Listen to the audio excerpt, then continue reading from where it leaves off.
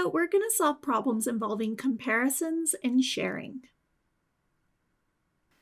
Let's start with a money sharing problem.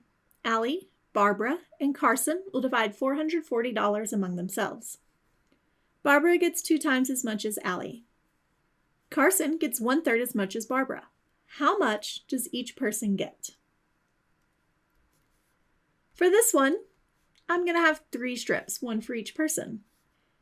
And I'm going to let Allie's be our base. She'll have 1 rectangle.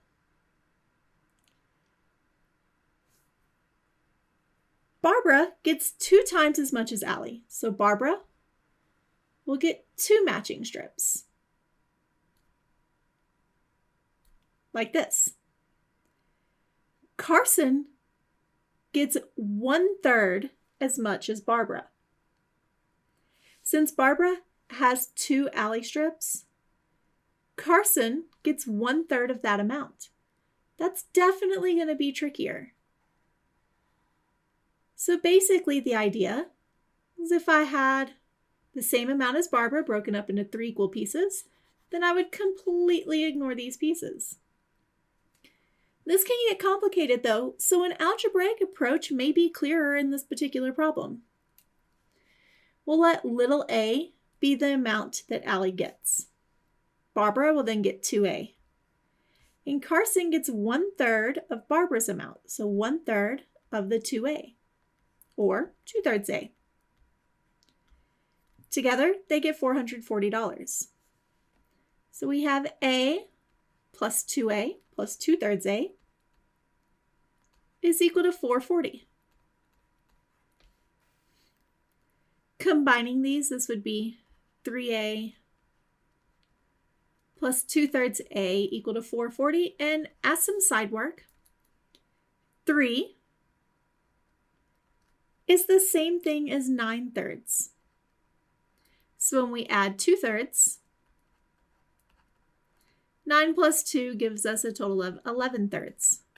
So this becomes 11 over 3a equal to 440. We can then multiply both sides by the reciprocal, the 3 over 11.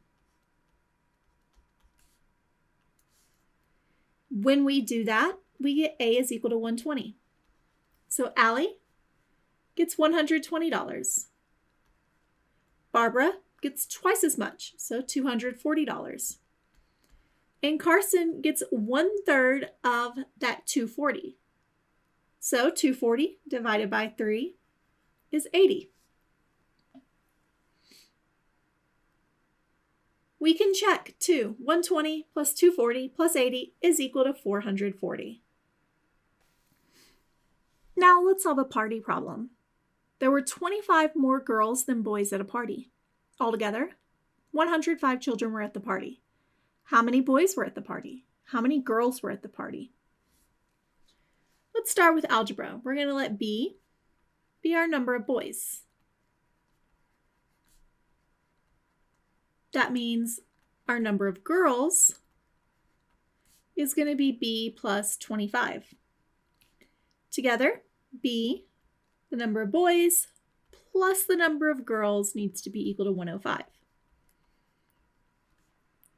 Simplifying, this becomes 2b plus 25 equal to 105. We can subtract 25 from both sides.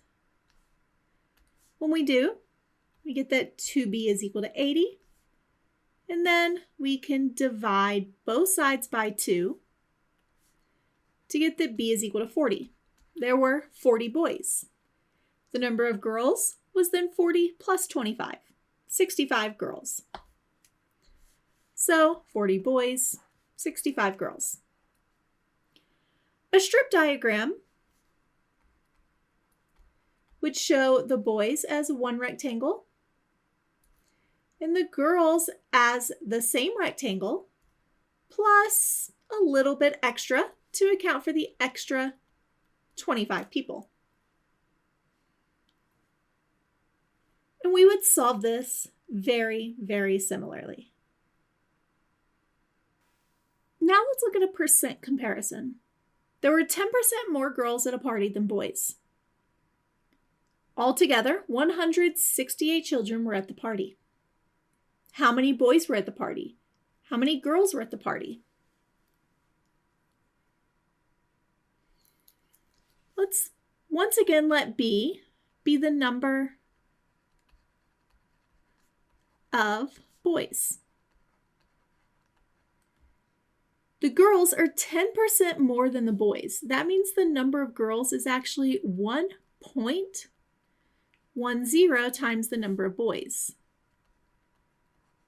This comes from the fact that it's the number of boys plus an extra 10%.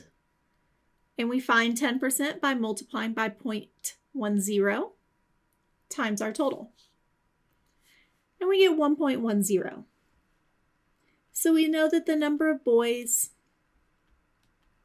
plus the number of girls needs to be equal to 168. Combining that, we get 2.10 times B is equal to 168. If I divide both sides by 2.10, then I get that B is equal to 80. So we have found that there were 80 boys. We're 10% more girls. We said girls was 1.10 times the number of boys. And when we work that out, we get 88 girls. And we can double check. 80 plus 88 is in fact 168. These comparison problems are excellent for connecting strip diagrams and equations. In the 25 more problem, the extra amount is a fixed number. In the 10% more problem, like this one, the extra amount depended on the number of boys. This is an important difference. Comparison language matters. 25 more means add 25. 10% more means multiply by 1.10. Carefully identifying the relationship helps us choose the right equation or diagram.